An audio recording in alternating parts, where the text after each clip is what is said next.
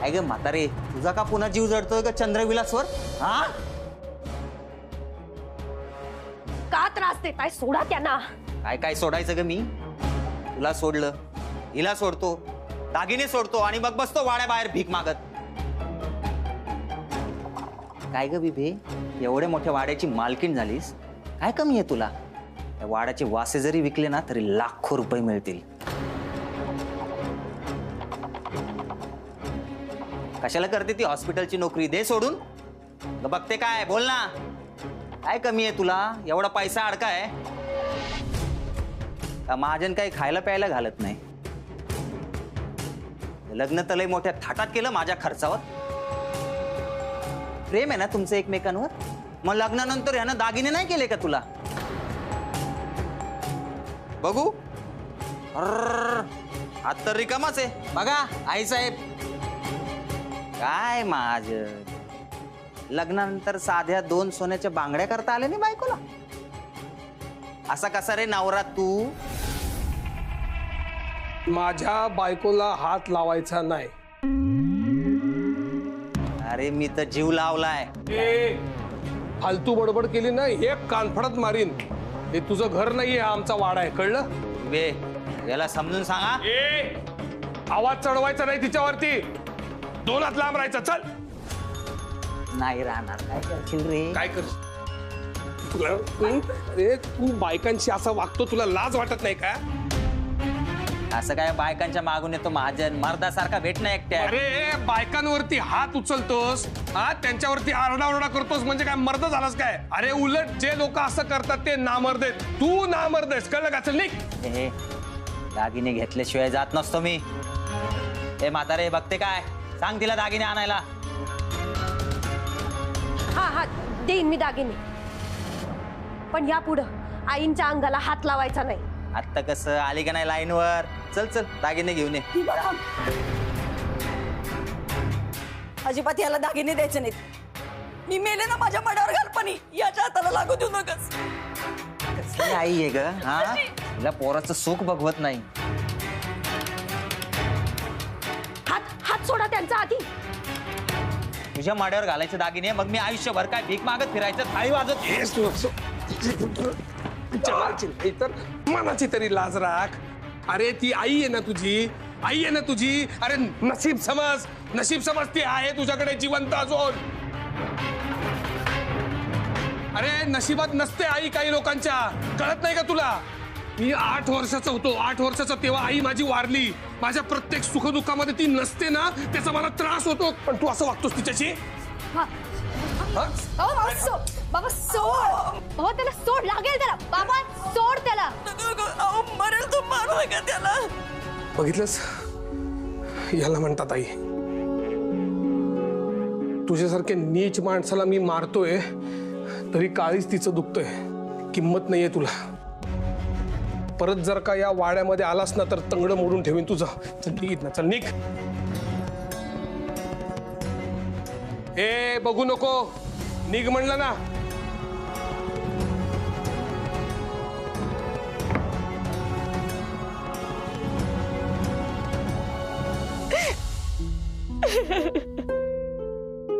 Sorry, तुला हे सगळं बघायला लागलं. I am very sorry.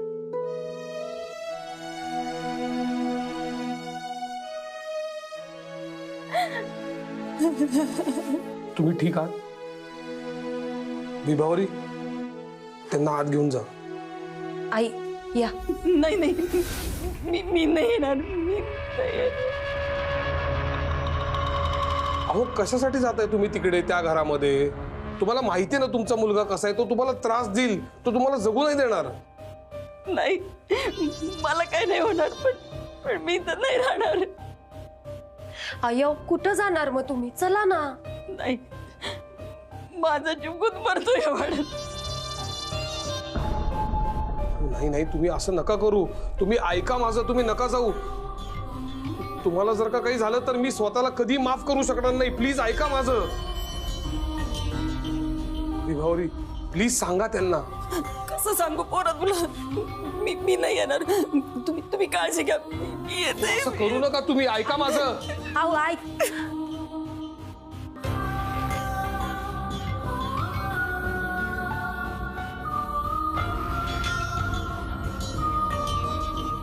कुठं जाणार नाही ती, परत येणार ती. यावं लागतंय तिला परत. तुमची पोरगीच तिला परत घेऊन ये. पोरीला नाही नाही म्हणता येणार तिला.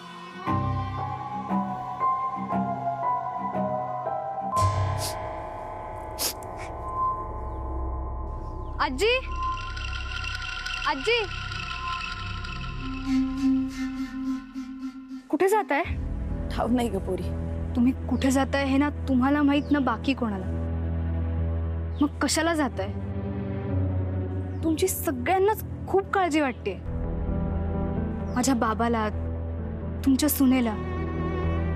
आपलं काय नातं आहे मला नाही माहित, पण मी तुम्हाला आजी म्हणाले तर तुम्ही मला तुमची नात मानाल का? खरं सांगू, मला खूप टेन्शन आलंय तुम्ही कुठे जाताय याचं. तुमच्या गावात कोणीच राहत नाही. तुम्ही तुमच्या घरी जाऊ शकत नाही. मग एक हक्काची जागा आपला चंद्रविलास वाडा आहे ना. तुमची सून राहते इथे, जी तुमच्या मुलीसारखी आहे. त्या नवीन आहे त्या वाड्यात. मग ऍटलीस्ट त्यांच्यासाठी थांबा. मागच्या वेळेस तुम्ही वाड्यात आला होता तेव्हा तुम्ही माझ्या गालावरून हात फिरवलेला. त्या मुमेंटला मला खरंच वाटलं की माझी आजी माझ्या समोर आहे. मी माझ्या आजीला कधीच बघितलं नव्हतं, पण तेव्हा मला वाटलं की खरंच माझी आजी माझ्या गालावरून हात फिरवते. अगं पण पोरी, मी तुमची नात म्हणून तुम्हाला एक सांगू, तुम्हाला वाड्याबद्दल जो राग आहे तो सोडून द्या. तुम्हाला इथली माणसं आवडली नव्हती ते सोडून द्या. आता आम्ही आहोत इथे, आम्ही तुमची काळजी घेऊ. तुम्ही प्लीज वाड्यात चला.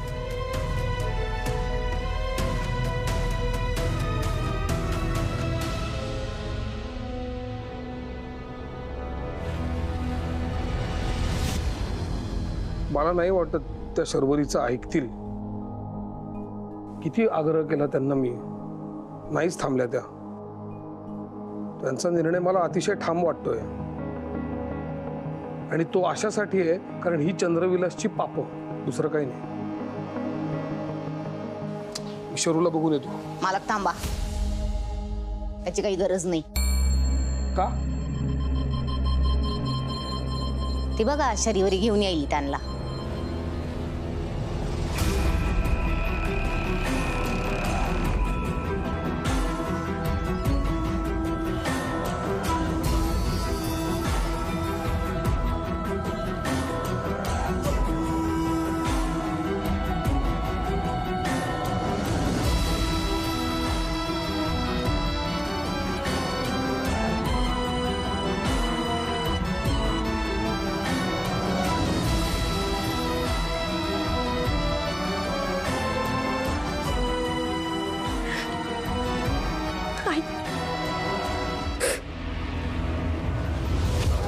थांबले बघ या माझ्या नातीसाठी.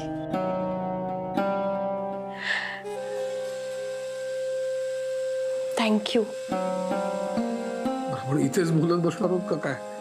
त्यांची खोली दाखवायला पाहिजे ना. या या.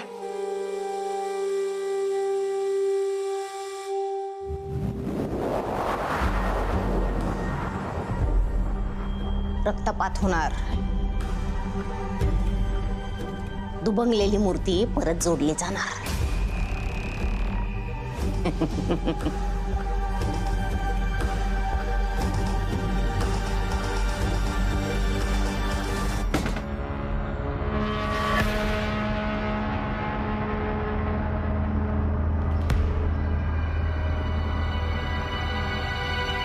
आजी, तुमचंच घर समजाय आणि काही लागलं तर मला सांगा, मी देईन. तुम्हाला पाणी हवं? पाणी आणते. आई, काय झालं? काय नाही ग, मी आपलं नेसत्या कपड्याने अशी बाहेर पडले आणि आता इथं राहायचं म्हणजे. आई, तुम्ही काही काळजी करू नका, मी करते सगळी व्यवस्था. तुमची सगळी व्यवस्था झालेली आहे, त्यामुळे काही काळजी करू नका, निर्धास्तपणे राहायचं इकडे. आणि हात द्या. अहो तुम्हाला लागलंय ना, औषध आणलंय तुमच्यासाठी. औषध मारलं तर चालेल नाही? आई म्हणलं तर चालणार आहे ना?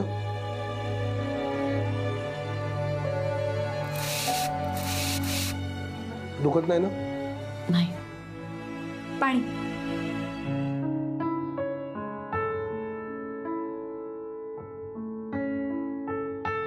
अजून काही हवंय का? काही लागलं तर मला सांगा.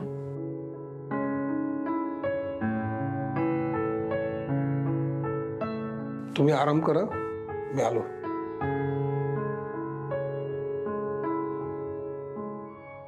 आई, आता कसलाही विचार करायचा नाही.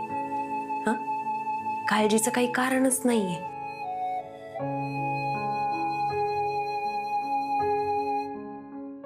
शरू, 1 मिनिट थांब ना प्लीज.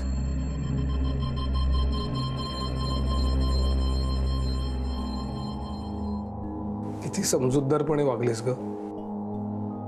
किती मोठं झालं माझं बाळ. काय? म्हणजे मी आणि विभावरीनी त्यांना थांबवण्याचा प्रयत्न केला होता, पण त्या थांबल्याच नाहीत. आणि तू इतक्या झटक्यात त्यांना कन्व्हिन्स केलंस, आपल्याकडे आणलंस. Thank you so much. मला असं वाटलं होतं की आमचं लग्न तुला मान्य नाहीये, तर तू त्यांना थांबवलं याचा अर्थ तुझं आणि नर्सचं लग्न मला मान्य आहे असं होत नाही बाबा. तुमचं लग्न मला मान्य नव्हतं, नाही आणि कधीच नसणार. आजोबा आपल्याला सोडून गेले. आत्ता कुठे ते माझ्या लाईफमध्ये आले होते. नात म्हणून माझ्यावर जीव लावत होते, पण हे असं घडलं. मग ऍटलिस्ट आजीची माया मिळावी म्हणून मी त्यांना थांबवलं. बाकी तू थँक्यू म्हणावंस म्हणून मी काही केलं नाही बाबा. नाही, पण म्हणून मी तसं नाही म्हटलं. नाही, तू नाही म्हणालास, मी फक्त क्लिअर केलं. बाबा एक सांगशील, त्या आजी जेव्हा घरातून जायचं म्हणत होत्या तेव्हा तुझ्या चेहऱ्यावर एवढी भीती का होती?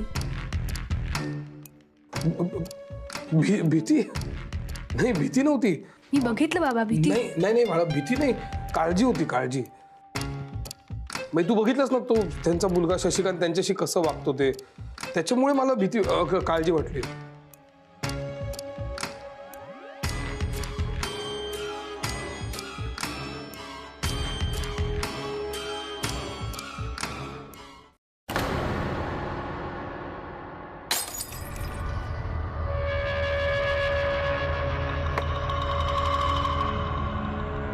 पोरका झालो रे मी, पोरका झालो. सगळं संपलं. चंद्रविलासनं सगळं संपवलं. तुम्ही झोपा काढा सगळ्यांनी. अरे एक माणूस आपलं भुलगाव नाचवायला आलाय आणि तुम्ही काय करता इथं हातावर हात धरून बसलाय. अरे शशा, पण नेमकं झालंय काय?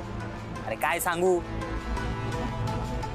या चंद्रविलासचे महाजन आहेत ना, ते आपल्या भुलगावाला लागलेला डाग आहे, डाग.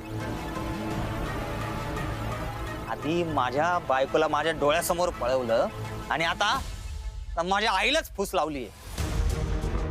आमचं सोन्यासारखं घर मोडलं. या महाजननं माझ्यासारख्या सरळ माणसाच्या आयुष्याची बर्बादी केली. तो नाना तो गेला, त्याच्या पोराच्या मानगुटीवर कोण बसलंय? कोण बसलंय माहितीये? नाही ना? मग तरी मी समजावलं आईला, लागन नको जाऊ, नको जाऊ, तुला फितवतात हे माणसं. नाही ऐकलं त्यांनी माझं. तर त्या महाजनच्या बोलण्याला बोलून मला असं वाऱ्यावर सोडून गेली. पोरकं केलं मला. सांगा आता तुम्ही, कसं जगायचं मी? कसं जगायचं? कलियुग आलंय, कलियुग. या सासू सुनेचं नेमकं चाललंय तरी काय? अरे मी तर ऐकलंय सासूला चंद्रविलासचा अनुभव आहे, तरी पण ती तिकडे गेली. हा वाडा ना कधी काय करेल आणि कोणाकडून काय करून घेईल सांगता येत नाही. द्या द्या ना थोडा. बस.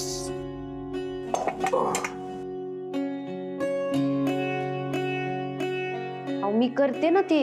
थांबा हो. अहो असे दारात काय उभे आहे? या ना आई. आई अहो या की.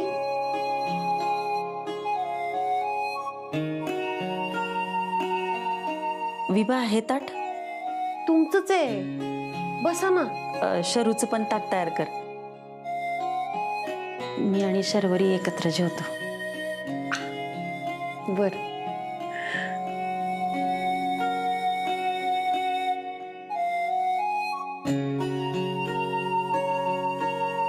विभावरजी,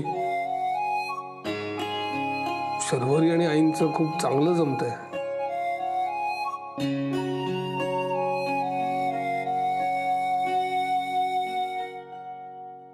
शर्वरी घे, सुरू कर. तुम्ही इथे कशाला आलात? खाली बसायचं ना सगळ्यांसोबत. अगं नातीला असं एकटीला ठेवून आजीच्या घशाखाली घास उतरल का? घे. थांब, हीच भरवते. घे. आ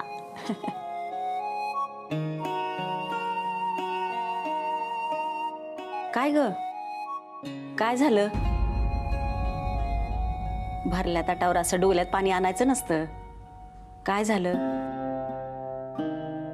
काही नाही. आईने घास भरवला असेल तो आठवत नाहीये. ती गेली तेव्हा खूप लहान होते मी. मग बाबाच माझी आई झाला. त्याच्याच हातच्या घासाची सवय झाली. प्रेमानं भरवणारं कोणी नव्हतं. अलका मावशी होत्या, त्या काळजी घ्यायच्या माझी. पण आज तुम्ही आजी म्हणून घास भरवलात. ही खूप स्पेशल मुमेंट आहे माझ्यासाठी. मी हा क्षण कधीच विसरणार नाही. अगं गोष्टी केव्हा इसरायला होत्यात, जेव्हा त्या आपल्यापासून दूर जातात. आणि मी तुझ्यापासून अशी कशी दूर जाईल?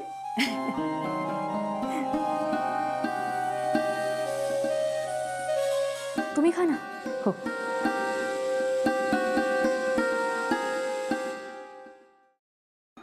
एक विचारू? विचार की.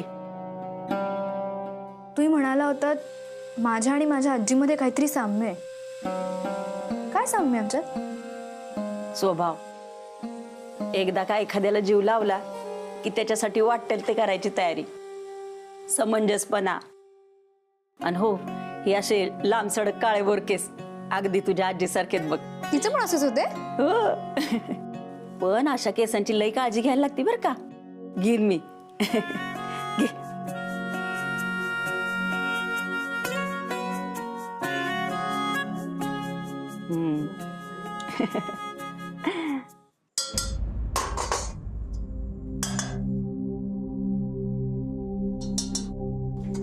अहो अहो राहू दे ना, मी करते ते सगळं. अहो थांबा. तुम्ही दिवसभर काही ना काहीतरी काम करतच असता. मला थोडं काम करू द्यात. अहो व्यायाम होईल माझा त्या निमित्ताने. मग तुम्ही सकाळी व्यायाम करा, ही कामं मी करते. अहो ही तुमची कामं, ही माझी कामं, असं कशाला करायचं आपण? सगळ्यांनी सगळी कामं करायला पाहिजेत. तुम्ही मला अडवू नका बरं. आजवर ह्या पोराकडं नानांचा पोरगा म्हणून बघत आले, पण हैवानाच्या पोटी हा माणूस जन्माला आलाय, ज्याला माणुसकी हाय.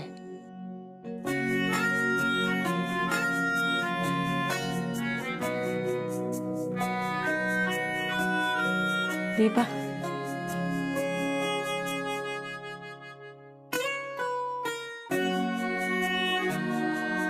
अरे वा, शर्वरीचं पान एकदम स्वच्छ आहे. व्यवस्थित जेवलेली दिसते ती. असं स्वच्छ ताट बघून मलाच खूप बरं वाटलं. शरू माझ्यावरती नाराज आहे. मी तुम्हाला परत नव्याने कारण सांगायला नकोय, पण एक मात्र सांगतो, तुमच्या येण्यामुळे तिला खूप बरं वाटतंय. आई, तुम्ही इथे निसंकोचपणे राहा. तुमचं इथे सगळं व्यवस्थित होईल आणि तुम्ही इकडे सुरक्षित आहात.